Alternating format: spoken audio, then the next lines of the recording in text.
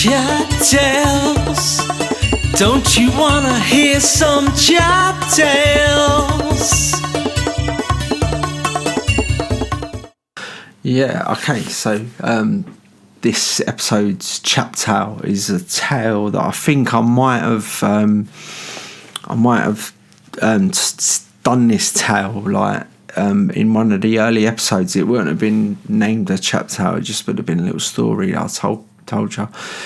But I'll tell it again because it happened on the night of this gig, or before the gig even. But yeah, it's just like a little funny story. So we was headlining that night, so that means last on stage, but it also means first sound check at like 4 o'clock or something ridiculous, like compared to like a 10 o'clock stage time, you know what I mean? It's like 6 hours. People ever expect a band is going to get to 10 o'clock from 4 o'clock without being out there? Nut. I'll never know. But anyway, right, so we arrive at the venue, we're setting up on stage, ready to do our sound check, you know what I mean? So you've got like Chris, Ed, Spug and myself on the stage. And then in the venue itself, there was two people. There was a girl behind the bar getting ready, like she was a barmaid or whatever, and she was sorting everything out for the night, like getting all the optics refilled and you know what they do, you know what I mean? And then obviously you had the sound man who was up in some cradle, I don't know what it was just like a little sound booth that was like up at the back of the room, like up higher. Anyway, so we're on the stage and we're doing, getting, you know, like he's like, all right, drummer, tap the snare.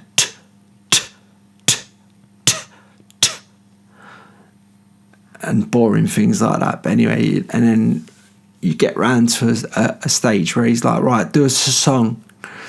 So I ain't got a clue what song he's playing, but one of the songs probably out of the set, to tell you the truth. So we're doing a song, whatever, we're about halfway through, everything's going all right and that, and like where I've got bad eyes, you know what I mean? Now I'm registered blind, but back then it was just one of them things where I was just like, everyone has trouble now and again, you know what I mean? And I didn't really have that much trouble, but in dark situations I did anyway. And it's a little bit dark in there because obviously like early they didn't want to turn all the lights on and have it looking like it's booming from outside or whatever. But so we're on the stage and we're playing the song or whatever, yeah, and I've got the mic in my hand, which I don't do that often, but so I'm walking around on the stage with the mic in my hand, not like on the mic stand or whatever. And then I've walked to the left, and in the Perpetrator or whatever it's called now, that venue, to the left of the stage is like a staircase that goes down to a fire exit, and I'm walking along the stage, like not really paying that much attention, and obviously it's dark, so I probably didn't even notice. But it's mental. I walked straight off the side of the stage and fell down into the fire exit. How I didn't proper hurt myself, I don't know. But I sort of like, I hurt myself a bit, but it weren't like no madness or whatever. I was just like sort of like shook my head like, oh my God, like I was down there with the mic on the lead still and all that, like, and I can hear that the band are still full on it, you know what I mean? They're still playing the song proper, like, so I'm thinking they ain't noticed or they don't give a toss, you know what I mean?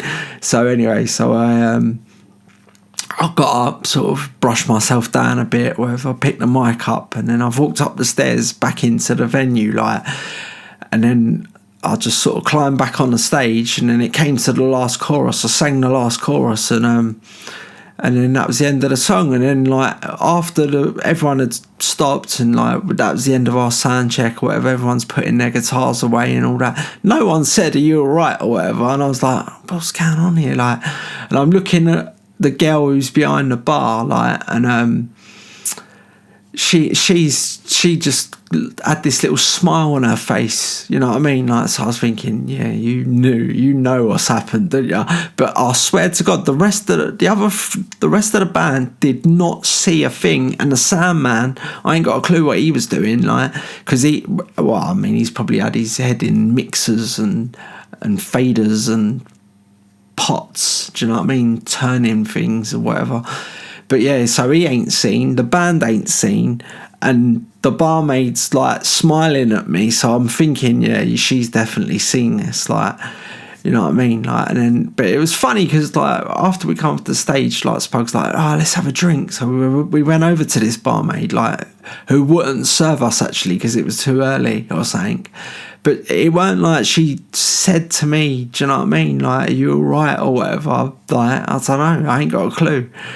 But yeah, that is a little chap towel that nobody knew about on the night, apart from maybe the barmaid. But yeah. So I fell off the stage and fell down the stairs, and then climbed back up the stairs, jumped back on the stage, and carried on with the song. You know what I mean? And I will never know if that barmaid or even one of the band members, and they just didn't care that I'd hurt myself or whatever, knew about what had just happened. But yeah, so that's the CHAP tale for this episode. CHAP tales. Don't you wanna hear some CHAP tales?